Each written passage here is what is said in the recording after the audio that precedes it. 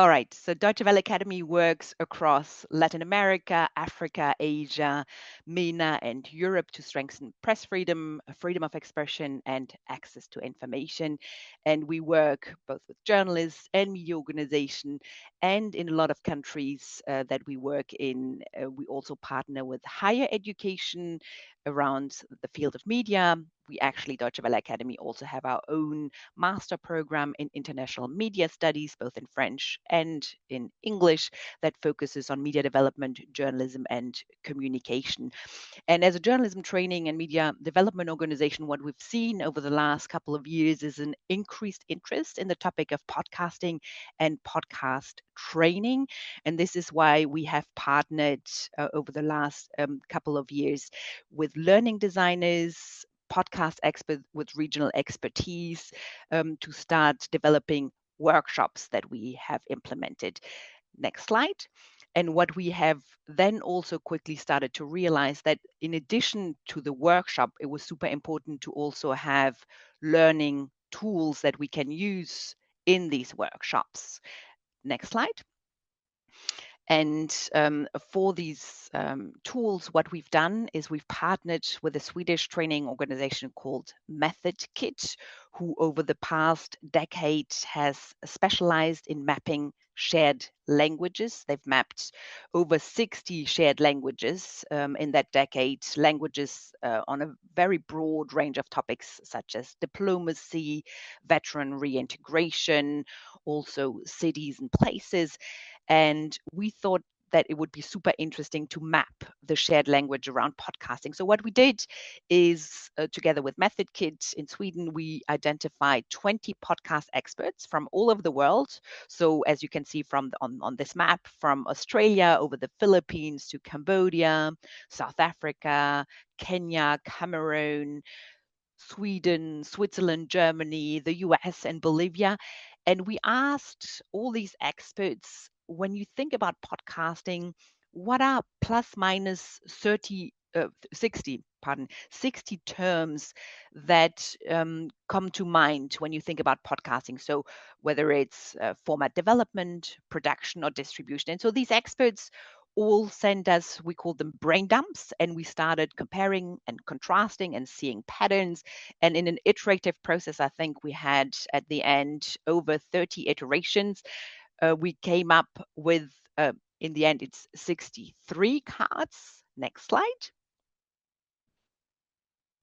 If you can move to the next slide. Exactly. So these are the 63 cards that we ended up having in the three buckets or the three broader categories: developing, format development, production, and publishing and distribution. And I'm just going to show you a little video that gives you an introduction into the Method Kit. Have you ever had a great idea for a podcast but didn't know where to start? We've got you covered. We've created a tool to help from the podcast development stage all the way through to production and distribution. It's called Method Kit for Podcasts. It's a deck of 61 cards, and each one focuses on a different aspect of podcasting. The kit can be used in various ways, so let's take a look. A good starting point is to simply lay the cards out and start talking through the different aspects. This will give you a clear overview of what's involved in developing and producing a podcast. Go through the cards and prioritize which ones are most relevant to you right now. A game board can help you organize and rank them according to importance, from low to medium to high priority. This will make it easier to decide what to work on tomorrow, next week, or in a couple of months. A grid is another way to understand what you need to focus on right now.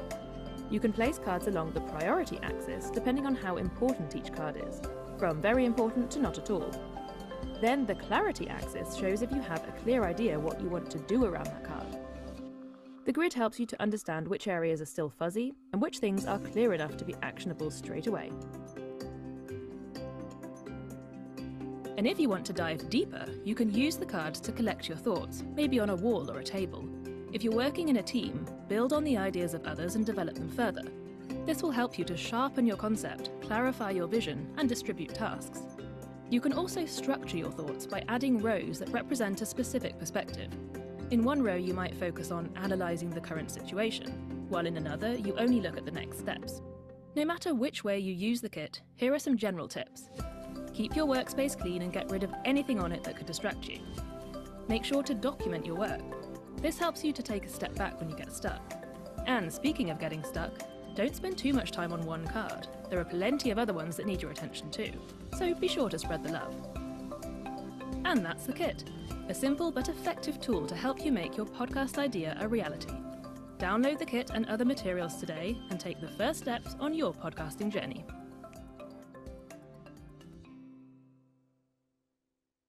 So a little Have you ever had a little insight into how you can use the kit.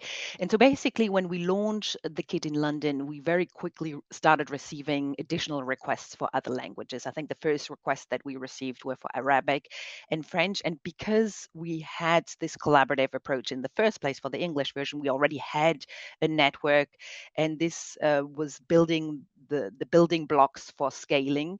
So we were able to tap into this community that had been involved in the first collaborative effort for the English version, and were able to scale it into other languages. And something that was super important for us right from the start was to replicate this collaborative aspect that we had in the collaborative development that we had in the English version into the new language version, because we always say it's much more than translation. It's really a contextualization and an adaptation. So for each language that we added, we identified leading podcast experts, and it was always teams of 3. So we were replicating the collaborative effort. And over the past 2 years, on average, we've added every 2 week a new language, and we keep on every week receiving requests for additional languages, which is very exciting. And we're, I'd say, also particularly proud that we have a lot of non-European languages. So this is the language part, and we can move to the next slide. We have had also, over the course of our project, a lot of higher education colleagues reach out to us to adapt the cards and the methodologies into their languages. So universities in the Netherlands, Luxembourg, Italy, Norway reached out to us. And I just brought the latest example here from India. A colleague called Naveen Haldorai from Coimbatore in Tamil Nadu reached out. He wanted to adapt the cards into Tamil and also offer a podcast training discovery day, which he did with 60 master students in English. And he offered a whole day using the cards, but also the podcast training with youth manual and other resources, and making it his own, adapting, adding ideas. And this was something he told us was super successful. And the management of the university is now thinking about how to integrate the topic of podcasting more permanently into the curriculum, which obviously makes us very happy and excited. But this is just one example out of many. So next up is the overview of all the other tools that we have developed. The method kit for podcasts is, we always say, this is sort of the first knowledge layer. It's a conversation starter, but we had received so much content and so much information from our network of experts that we said, okay, we're sitting on so much information, we have to share it. So the second tool that we build, you see it in the middle, it's the knowledge guide. It sort of builds a knowledge layer onto each card, where you dig, or you dive deeper onto each thematic card with burning questions, tips and tricks, and common mistakes. And once we had that, we actually build it into a digital library as well, which you can scan and join. So that was that. And the format plan is that's at the bottom also. This is a little bit too fast, but the format plan was another way of maybe you just go back exactly. For colleagues who want a more structured approach, this is something that we're using in our workshops, that you sort of take groups through the format development step by step, but you see the cards are also reflected in the format plans. And everything, all our resources are downloadable for free through the link that you see there. And we encourage you to download and do share it with us. when and how you use it, because we're always keen to see how it's being used and adopted around the world. And now you can go to the next slide. What we also have seen over the past years is an increased interest in the topic of podcasting and young people. We see more and more schools having podcast studios, universities having podcast studios. And this is why here we got together again in the collaborative approach with 15 mil and podcasting experts and developed a highly modular manual that you can use, pick and choose their ideas for check-ins, checkouts. It's very gamified. So this is something that where we also receive a lot of feedback of colleagues from around the world, how this helps them to integrate podcasting into their curriculums. And now to the next slide. This is maybe my favorite resource. It's the Pod Circle, where we try to build bridges across all the different regions and countries that we work in. So it's a combination of a newsletter and a live meetup. Once a month, we feature a podcaster from a different part of the world with a different thematic focus. And we then invite that podcaster into the live meetup with podcast experts or podcast colleagues interested from the community. And so this is a wonderful way to exchange ideas and get in touch with a wider community of audio enthusiasts from all over the world.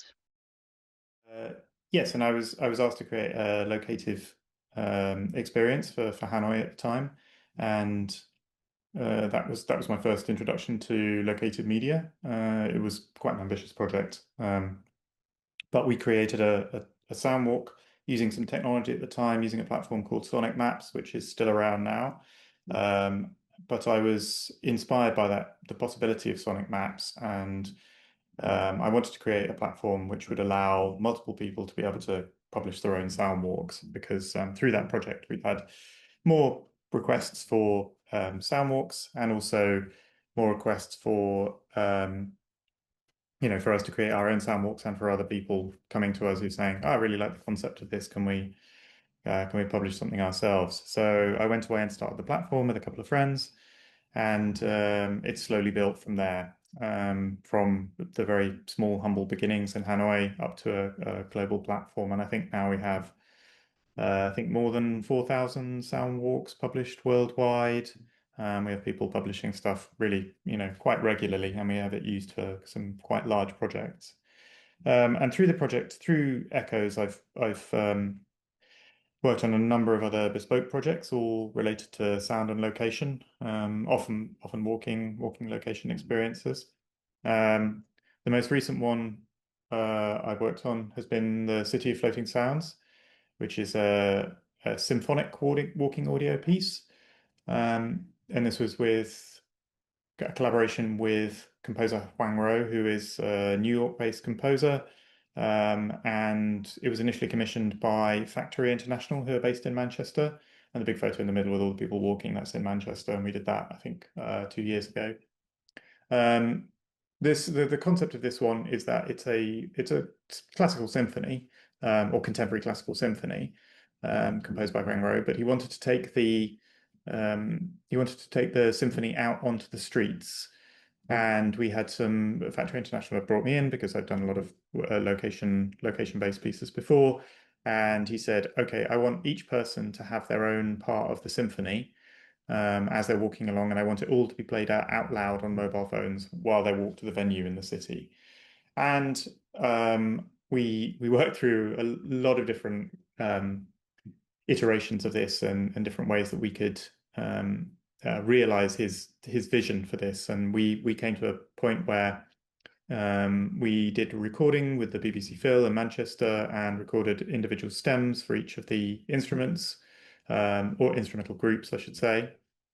And as people walk along from the starting points in the venue to the venue, each person gets a different piece of the symphony. And as those people come together, the symphony starts to play out in a kind of walking spatial audio experience. So you might hear, you might get the violins, and then somebody else might get the tuba next to you. And as more people join, more and more of the symphony will reveal itself. And that's culminated in the arrival at the venue when everybody from all the different destinations around the city come together and you can hear the whole symphony. And then there's also the second part of it is that the symphony is played in the venue.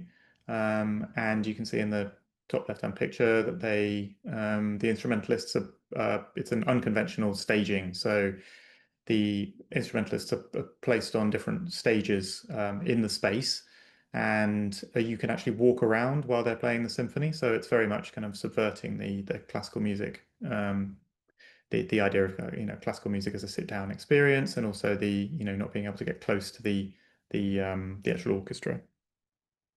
And that's gone to many different cities around the world. We did it, Manchester, New York, London. We've done it in New Haven, Beijing, most recently in Taiwan as well. And then we're going to Amsterdam next month or the month after. So it's been very successful. And it's as a walking audio experience. It's quite simple, but very effective. Yeah. And then next, I'll talk a little bit about Trail Off, which is a project a few years old. I was brought into this a kind of relatively late date, but we worked with an organization called Swim Pony in the US, and they had been commissioned to create 10 walking audio experiences in Pennsylvania in rural locations. And the idea was to encourage people who don't normally get out on audio trails to do these audio experiences.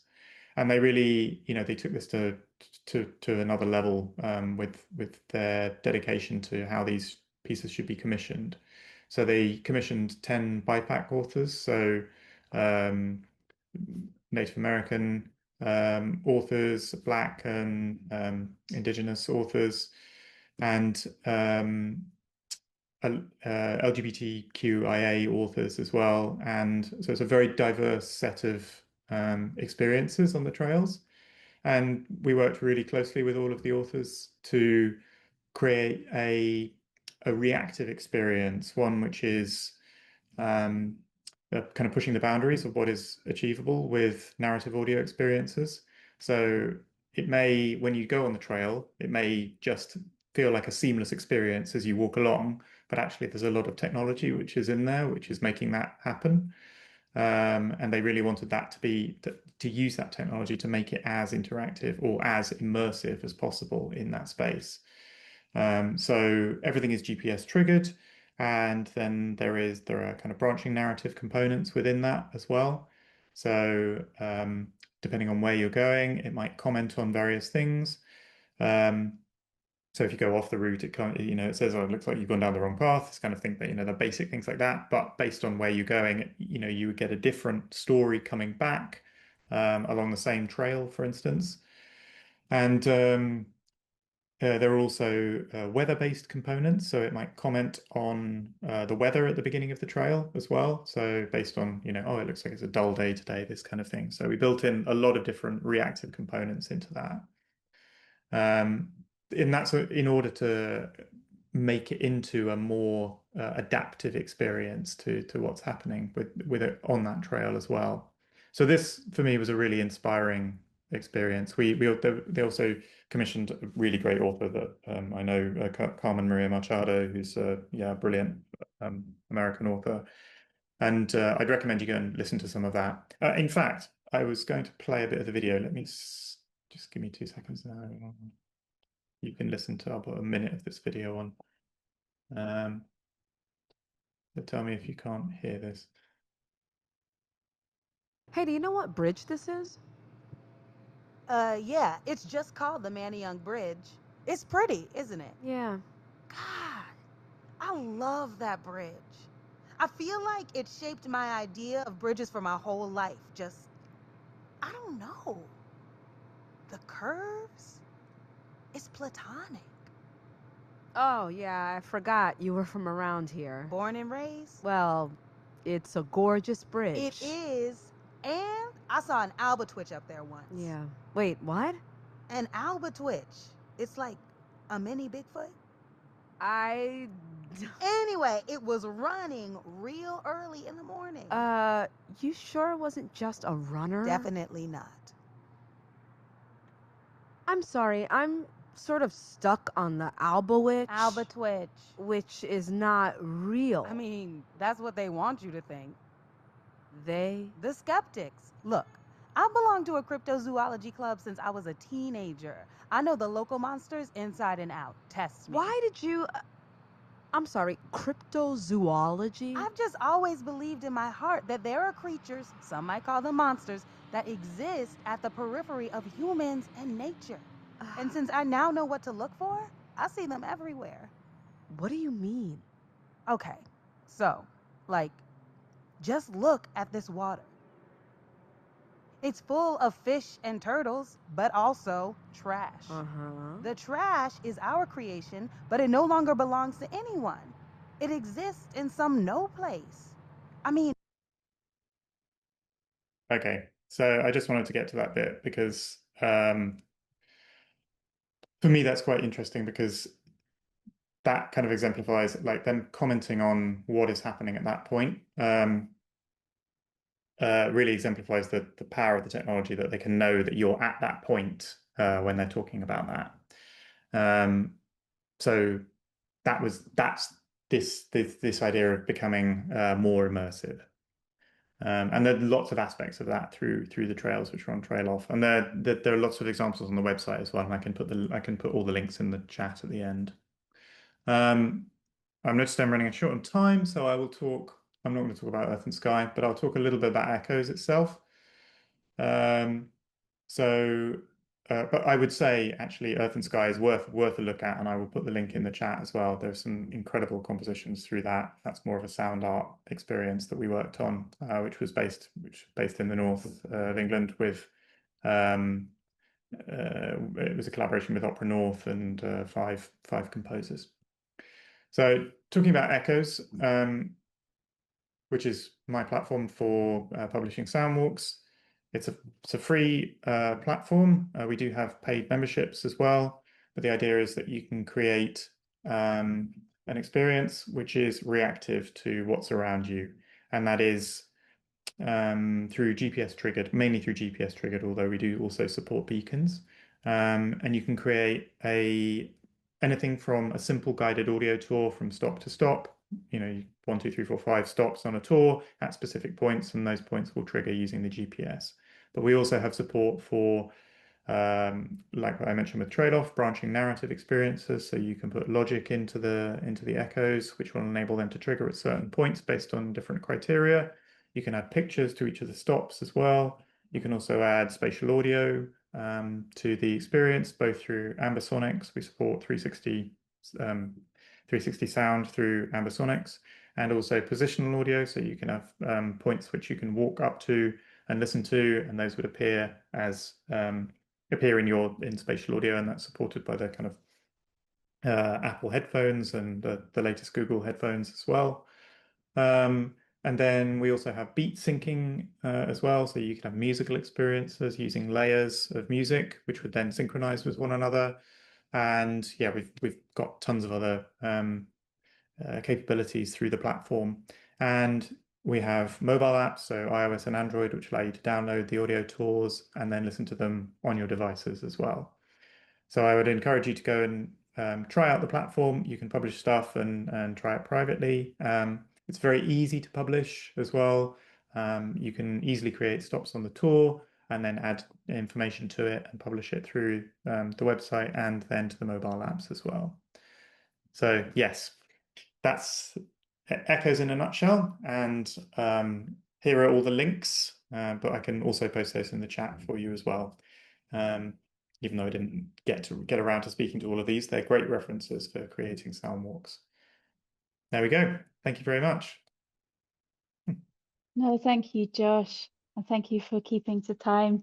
There is so much that we could be sharing today, and keeping it to an hour is pretty tricky. I think Dominic from City St George's in London is finding it somewhat challenging that he's constantly being inspired by all the links and projects that is shared today when he's got other work to do. So there we are. I think we should hand straight over to Pete so he has enough time to share, that I know it will be a treat for you to hear. He's looking at nurturing sense of community and belonging online, or through sound certainly, and as working online with fully asynchronous courses as I do, it's something that our team are looking at very much. So I'm interested to hear much more from Pete. Over to you. Thank you, Lucy. Thanks for the intro, and thanks, Barbara and Josh, for absolutely fascinating to hear what you're up to.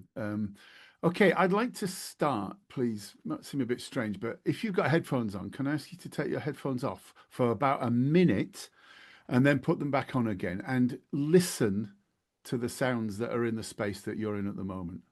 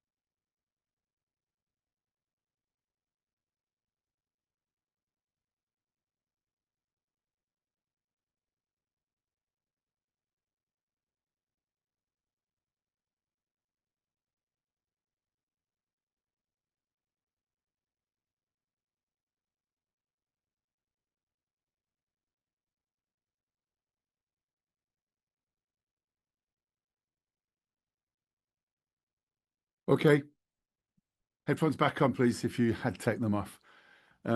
Thank you for doing that. It might be interesting to write in the chat what you heard, what you were able to hear that's normally there, but also as time went on, what you heard that you might not normally hear. Just throw some stuff in the chat at the moment, because once I took my headphones off, I've got a school just outside this window here, and they're all in the playground at the moment. I hear that all the time. It really irritates me because I hear it all the time, and I wish I didn't. That's there. But then, about halfway through, I began to notice, I think it's a pigeon up on the roof up here, kind of scratching away on the things. And that's not a sound that I would normally kind of notice. But I think it's really interesting. There's thousands are coming in, which is great. I guess what I'm trying to do is to get you to kind of listen to a little bit around you, but not just hear it, but to listen to it. I think this is something that's really important. And like I say, it takes time to focus on some of these sounds to get actually into this process of listening. It's like those magic eye pictures that you can look at and then you relax your eyes and eventually the image, 3D image appears in the page. And that exercise that we've done is what composer Murray Schafer called ear cleaning. It's really useful to make you more aware of what's happening around you in the oral domain. It's a bit like cleaning your glasses. And actually, did you notice I used a number of visual references there, like focusing on those magic eye pictures and like cleaning your glasses? I find it really irritating that we often have to resort to visual language to describe the act of listening. But then listening does always seem to have been the more downtrodden of the senses. Let me just share something with you here. So you should be able to see a road with a glass house on the right hand side there. This image doesn't really say anything very much, but I think if we look at this soil pipe here, the reason this goes all the way up there, way above any kind of human heads, is because we don't want to have our olfactory senses offended by the smell of the drains. However, we don't seem to be too upset about the whooshing of the air conditioning unit coming out the glass house on the side, which is really offensive to the way that we, to our listening, if you like. Similarly, this beautiful building is the University of Aberdeen Library, built about 10 years ago. And of course, like most capital projects in universities, it went way over budget. In the original plans, the idea was that this cafe on the ground floor down here, the sound coming from this would be kind of protected from this, so it didn't go up these beautiful 7 floors of atrium here to the top there. But because it went over budget, it was supposed to have some really fancy acoustic baffling around the side here. Over budget, first thing to go was anything to do with sound. And so what you have now is a noisy working environment, but hey, it still looks very nice. Anyhow, beginning to get a bit ranty, but I'm passionate about listening.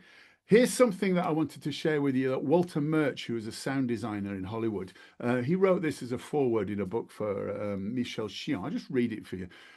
We begin to hear before we are born, 4.5 months after conception. From then on, we develop in a continuous and luxurious bath of sounds. The song of our mother's voice, the swash of her breathing, the trumpeting of her intestines, the timpani of her heart.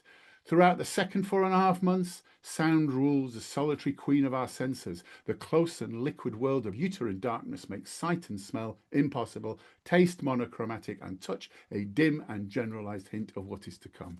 Birth brings with it the sudden and simultaneous ignition of the other 4 senses and an intense competition for the throne that sound had claimed as hers. The most notable pretender is the darting and insistent sight, who dubs himself king as if the throne had been standing vacant, waiting for him. Ever discreet sound pulls a veil of oblivion across her reign and withdraws into the shadows, keeping a watchful eye on the braggart sight. If she gives up her throne, it is doubtful that she gives up her crown. I could rant on for a while about this, but let's talk a little bit about place. Places are kind of fundamentally important to human beings. Each place sets itself as a unique and special background to which all things in our life unfold. Places can haunt us. They are a main source of nostalgia, a pain which we experience when we're literally out of place. We want to fit into new, strange, or unfamiliar places, or get out of old, habitual places. So we force ourselves into this relationship with place, constantly searching for ways to understand the relationship between ourselves and place.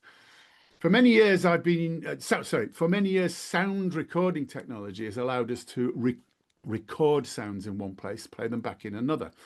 Something which gives us new possibilities of understanding that relationship. And active listening, as opposed to passive hearing, is not always something that comes easily to us. It demands time and attention and requires us to reflect on sounds around us and how they impact upon our lives.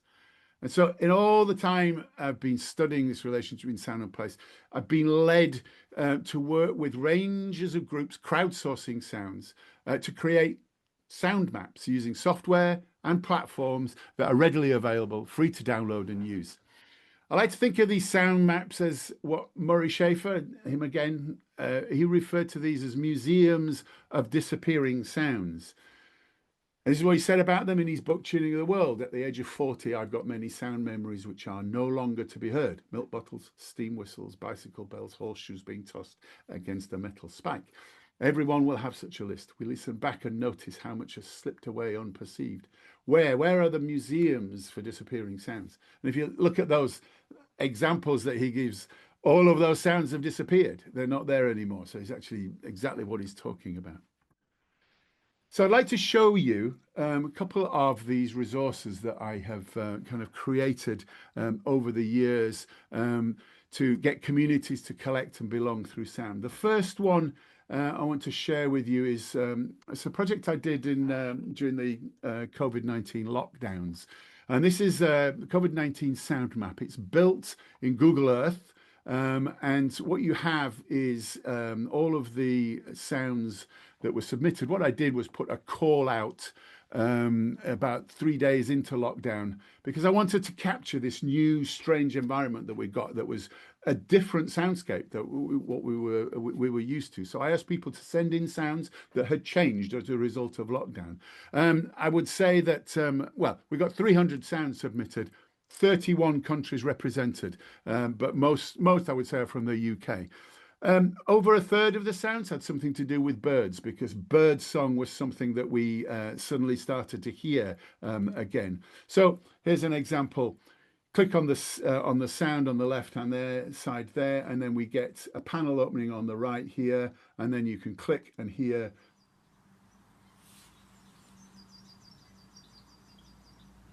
I'm presuming you can hear bird song. Good. So we got a whole load of sounds here that are specific to what was going on during lockdown, or rather what was not going on.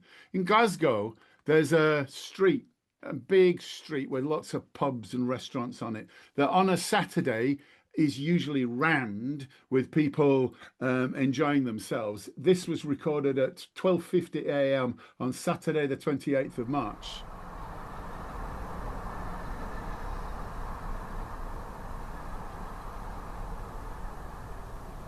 All you can hear is aircon units and seagulls at that particular time. And another one, just another quick example, which is something that actually brings us all here on this Zoom. Before the pandemic, I wasn't doing that many Zoom calls. Now I seem to be doing about 3 a day. This is a recording of a church service taking place over Zoom. And there's something rather beautiful about 10 people saying the Lord's Prayer at different parts of Aberdeenshire, all coming together in one place. Hallowed be thy name. Thy kingdom come. Thy will be done on earth as it is in heaven. Give us this day our daily bread. And with each of these sounds, what I asked people to do was to not just submit the sound, but they had to submit 50 words or so of reflective text. It was really important that people engaged with the sound, had a reason for wanting to capture it, and then to share it with the rest of the community. There's another sound map here, which is, I'm not going to show you because I don't want to take up too much time with it, but this is a sound map. I'm doing an ongoing project with the national parks in the United Kingdom. There are 13 national parks. I'll just very quickly show it.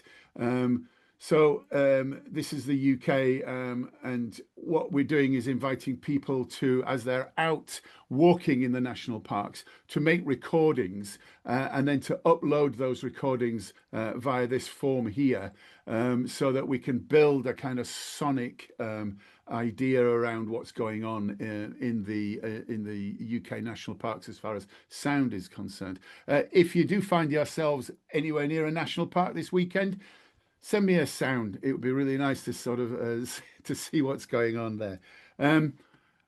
There's a really nice little app that I want to tell you about, because basically I'm so passionate about this. I want you to be all doing this kind of thing and empowering the people that you're working with to do this. Audio Spaces is an app that has it works as an app. I'm showing you the web version here, but this is a mobile device where essentially you just go out, whip out your phone. If you hit the record button, so it's now trying to connect with my phone. So there it's making the recording, and then I switch that off. We can hear the recording by clicking on that. Click on next, upload the map onto the map, and oh, sorry, I've gone back a screen. Record it again, upload it, and there you see it's uploaded to the place where I am, and then we can click on that and actually hear the sound. What you can do is build up maps yourself. One of the problems I've had over the years is using so many different parts of technology, or different bits of technology for the different parts of the project. One to make the recording, one to then make the upload to the map, and then another one to create the map. With Audio Spaces, you can actually do it all in the one app. And there, if you just search for Audio Spaces sound maps on in the App Store or Google Play, you will see that.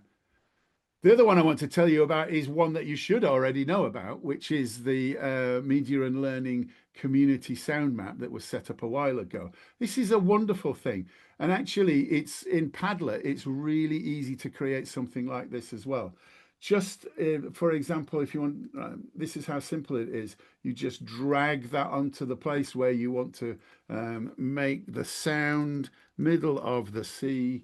Okay, all right, it's gone over to there. And then what you do is to then fill in all of this information here, title, name, email, profession, and then some information about the sound. And you publish it, and then it goes to the map itself.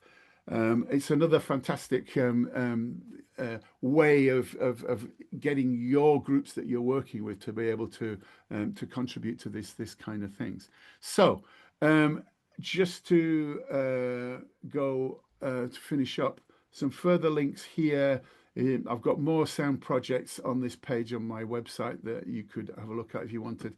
The Amazing Sound of the Year Awards, if you've not come across it before, it happens every year, obviously, but there's an archive there of sounds that members of the public have sent in as you know, to try and get one of these Sound of the Year Awards. And a really exciting project just happening at the moment, which you can contribute to through the project Citizen Memories. It's in conjunction with the Evelyn Glennie Institute, and it's looking at ways of listening. And it asks you to ask how you listen to sounds, and it's going to be part of a big research project. So I'd encourage you to get involved with that and get out there and record some sounds and send them to all these wonderful sound maps. Thank you very much.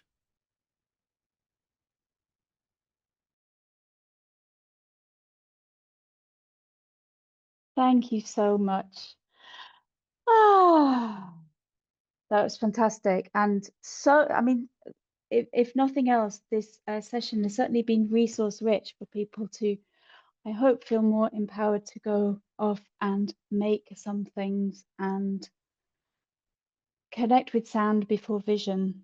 I would like to know if anyone, I'm going to wait a beat to see if anybody would like to put any questions in the chat before I kick off. We have some, maybe about 7-ish minutes for some kind of discussion, but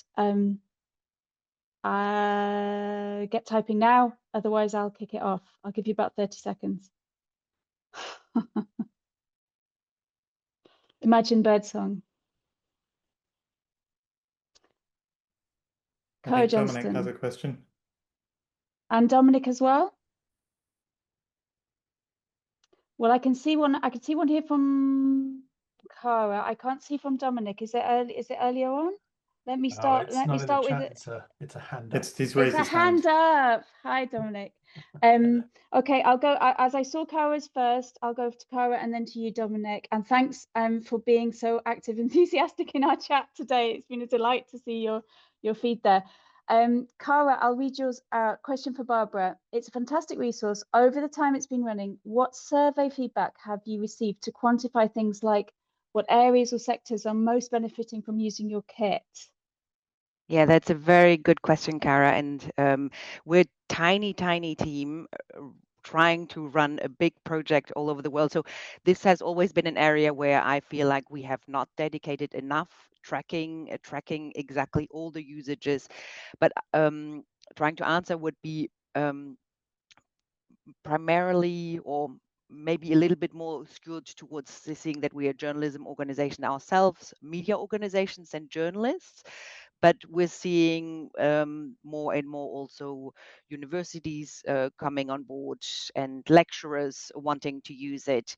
So that may be, and I would say looking at the different usages, it's more skewed towards people starting into their podcast journey. But we also see news departments, for example, who have already established and who are reviewing their podcasts with the kit. But maybe that sort of starts partially answering your question, but we're fully aware that we need to invest more time in tracking better the usage, and that's something that we hope we'll be able to dedicate time this year. That said, also as an organization at Deutsche Welle Academy, we're fighting to keep the topic of audio and podcasting alive. I mean, this is something a lot of resources are going towards AI projects. So that's also another challenge that we've got. True. Thank you, Barbara. Thank you. Dominic, go ahead. Thanks, Lucy. Not quite sure where to start because there are so many things I like to say. I mean, you got absolutely fascinating things from each of you. I've shared a radio show in the chat I did with some of the cities and memory sounds. So Pete, you might be interested in that. Yeah, absolutely. Thinking a specific question for Pete, because I'll have many for the others as well. But so Pete, I tried to do a sound map using Google Maps, not Google Earth, Google Maps 10, 15 years ago, something like that. And I think I had to hand code some way of putting audio players in this. And what I was trying to do was I was trying to map the spread of a remix. So somebody had uploaded a track to a website called ccmixter.org, and that had been remixed by multiple people around the world. So it's spreading, you're mapping the spread of it. And I had to hand code the audio players within the map. Is it easier now then? Yeah, it's a good question, Dominic. It is easier, but it's still not as easy as it should be. I've spent years writing to Google saying, why do you not make it easy to put audio in Google Earth, other than some backing track of some pop music while you're flying through? If you know, it is such a useful platform to be able to make sound maps, but they haven't made it easier. What they've done is created new versions of Google Earth that is easier to work in. So Google Earth Web, it's easy to do that, but you still have to have some basic HTML coding. And what I do is I send my code out, which has taken me a lot, a while to learn, because I'm not a coder, I'm a composer. But I've learned it, and I send that out, and I tell people which lines to change. And if you host your audio in Dropbox, it's absolutely fine. So I've got a little package that helps people do that. So it's easier, but it's still not as easy as it could be. But when you're hosting the audio yourself. Well, I host it in my Dropbox, yeah. Or if I can get a research project, then I buy some space to put it in. But the thing about audio spaces is all of that is done without any coding needed. It's you can't make it bespoke. You can't create it yourself. But it's a good project to be able to do it. You can create collections in audio spaces where you can invite people to add to that collection. So therefore, creating that community sound map. But Google's got a long way to go still to make it really easy for sound. But then don't get me ranting on about sound and everything else being more important again. Lucy, I'll save my questions for Barbara and Josh to sort of ruminate in future. But thank you all very much. And on that note, very briefly then, Pete, why don't you? I wouldn't mind you showing a few thoughts on the importance of stereo and how to get that on things like a smartphone. Yeah. So there are lots of apps on smartphones, voice recorder and things like that, where you can dictate memos, but they only record in mono. And actually, the simplest thing that you can do when recording with a smartphone is to make a video, because the video will record in stereo. Because it's I don't know why, it's just assumed that you'd want good recording quality on your videos, and then you just don't bother with the video itself. You just have the audio recording, which is in stereo. There are some other apps that you can get, but you need to buy them. I think there's one called Ferrite, which I think can harness the record, the microphones on a smartphone. But one of the problems I've found is that no matter how many fantastic lenses and camera bits you've got on the phone, it's still really not very good with microphones. But a video recording will be in stereo, and it's better to use that for these to send up than a mono one, because then you get a much more vivid feel of what you're recording. it's almost time to wrap up. Issa has a question that I think we can embrace within the notes we send on. Firstly and foremostly, thank you so much, Issa, for posting on our sound map. I just saw that you'd done that yesterday. I really look forward. It's like opening a present whenever I get notified of these things. You're asking, I think, about whether, well, you can read it in the chat, but it's looking at educational purposes using these kind of tools. I think we could definitely follow up with some resources and examples there for you, for sure. Yes, and Dominic, I'm sure, have you not posted on the sound map? If not, please do, Dominic. Yes, indeed. I'm about to start getting interested in sound rather than wrapping up the session today.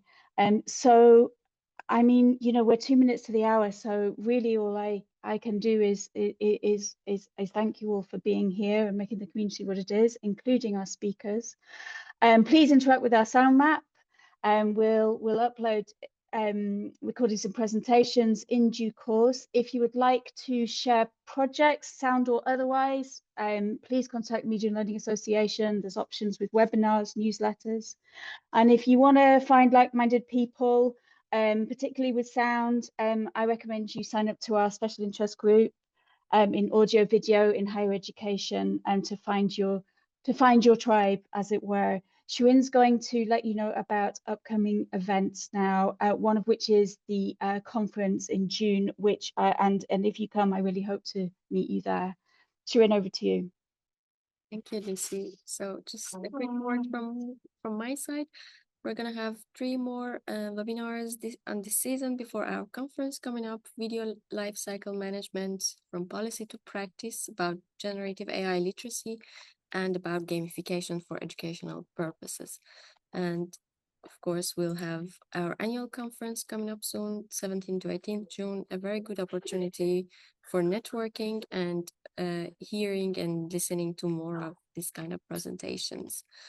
And also, if you like to get more involved in our activities, please consider to become a member. And if you do so before our conference, you get a conference pass for only €100. Thank you so much. And please don't forget to fill out the survey after this meeting is over. It will pop up on your browser, and there you can also tick off if you like to engage with similar activities with us more and more.